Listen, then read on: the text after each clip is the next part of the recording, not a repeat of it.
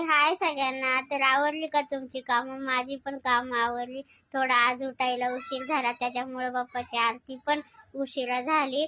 आणि थोडंसंच बनवलं होतं, ते कारभाऱ्यांना डब्याला दिलं आणि बाप्पाला चहा दिला, बिस्किट दिलं. आता दुपारी देणार आहे चपाती, भाजी आणि डाळ भात.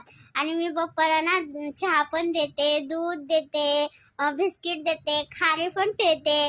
आणि मला एक ताईंनी कमेंट केली होती की बिस्किट पण दे, तर मी देते. मला सांगायची गरज नाहीये, कारण की जे आपण खातो ना ते बाप्पाला ठेवायलाच लागतं.